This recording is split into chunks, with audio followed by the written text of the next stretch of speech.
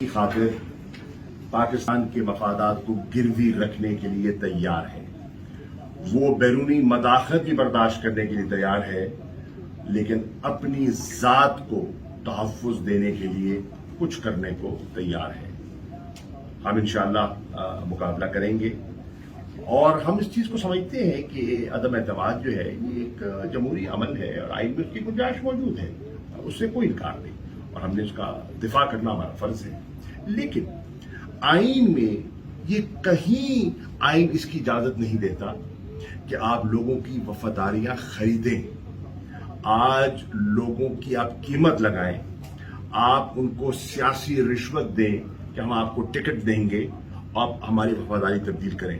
اور وہ لوگ جو 2 ہفتے پہلے عمران خان کا دم بھرتے تھے، راتوں رات ان کے ضمیر جاگ گئے اور انہوں نے اپنی وفاداری تبدیل کر لی. اس کو سامنے رکھتے ہوئے ہم عدالت عظمیٰ گئے ہیں. ہم نے ان کے دروازے پہ دستک دی ہے، پٹیشن فائل کی ہے. وہاں وہ مقدمہ زیر التوا ہے، جج صاحبان سن رہے ہیں. کل کیس دوبارہ لگے گا اور وہ اپنا فیصلہ سنائیں گے. ہم نے ان سے رہنمائی حاصل کرنے کی کوشش کی ہے کہ اگر ایسا ہوتا ہے، جو ہمارے کچھ سوالات ہیں جو ہم نے وہاں کیے ہیں اس پٹیشن میں، تو ان کی کیا رائے ہے. ہم نے سیاسی طریقے سے، عوامی طریقے سے مقابلہ کیا ہے. سیاسی طریقے سے مقابلہ ہم کر رہے ہیں پارلیمان کے اندر. عوامی طریقے سے ہم نے مقابلہ کیا. 27 مارچ کو آپ نے دیکھا کہ پورے پاکستان نے اظہار ہمدردی اور یکجہتی اور اعتماد کا ووٹ دیا عمران خان کو. پریڈ گراؤنڈ میں لاکھوں کی تعداد میں لوگ جمع ہوئے. وہ بھی آ گیا آپ کے سامنے. آپ دیکھ رہے ہیں کہ کل رات بہادرہ آباد جو NQM کا ہیڈ کوارٹر ہے، کس تعداد میں وہاں لوگ نکلے. کراچی 3 تلوار میں NQM کے فیصلے کے خلاف لوگوں نے جو اظہار کیا آپ کے سامنے ہے. لالچ چوک لاہور میں آج جو سول سوسائٹی، PTI کے ورکر نہیں، سول سوسائٹی جو اپنا احتجاج ریکارڈ کرانے جا رہی ہے، اور ہر شہر میں ہمیں یہ خبر مل رہی ہے، وہ بھی ہو رہا ہے.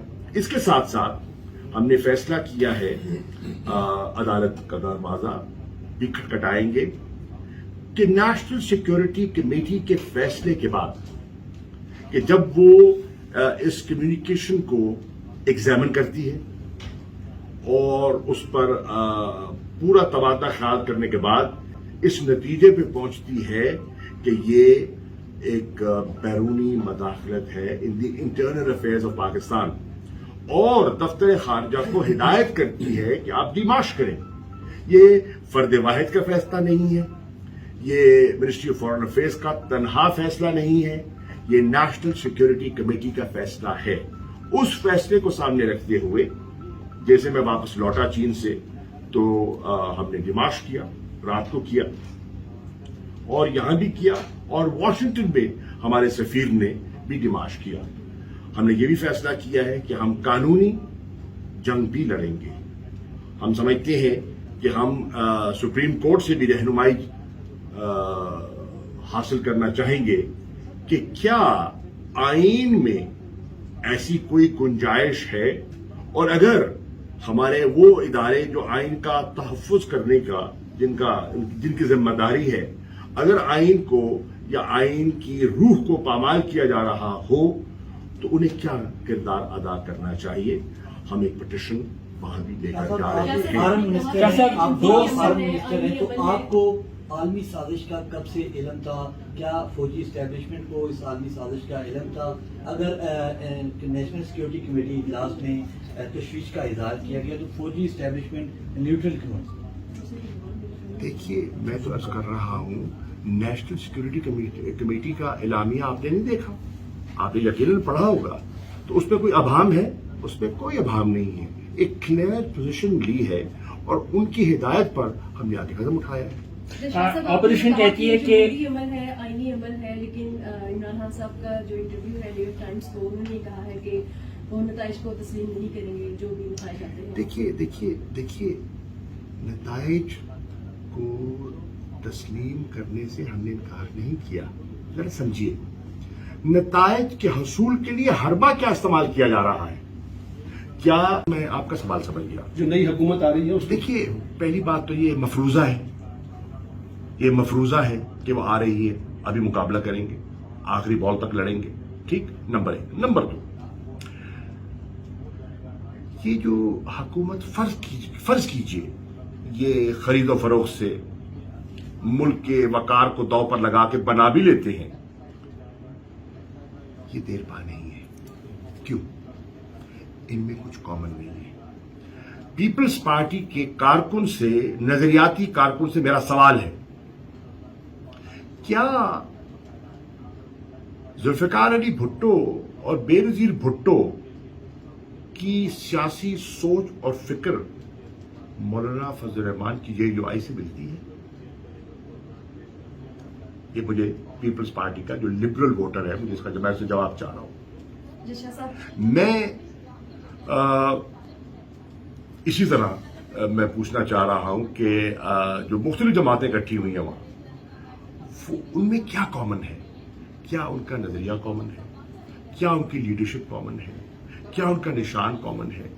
کیا ان کی منزل کامن ہے؟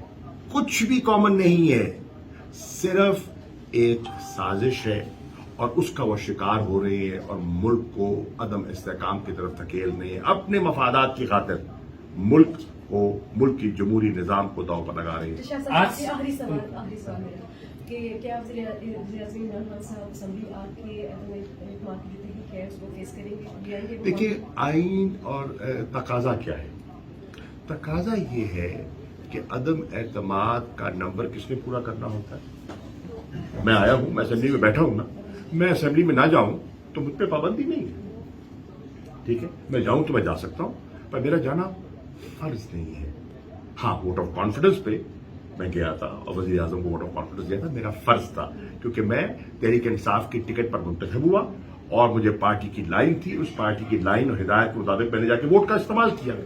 آج انہوں نے نمبرز پورے کرنے ہیں، تو عمران خان ہو یا نہ ہو اسمبلی میں، ان پر بوجھ نہیں آتا، بوجھ ان پر ہے جنہیں نمبرز پورے کرنے ہیں۔ یہ تو ایک پروسیجر ہے۔ حالانکہ ہم جائیں گے سب، دیکھیے، بیان تو میں آیا بیٹھا ہوں نا۔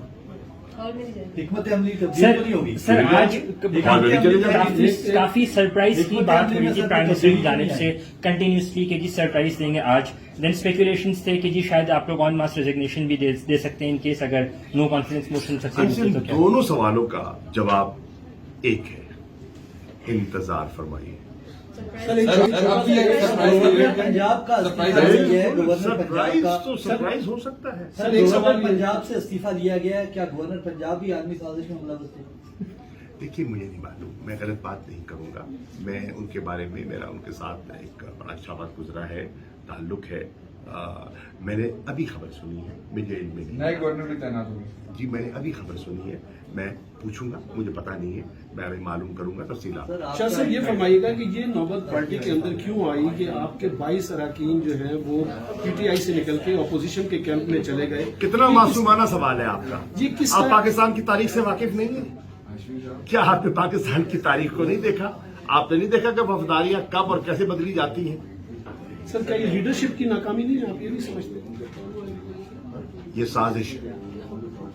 Thank you.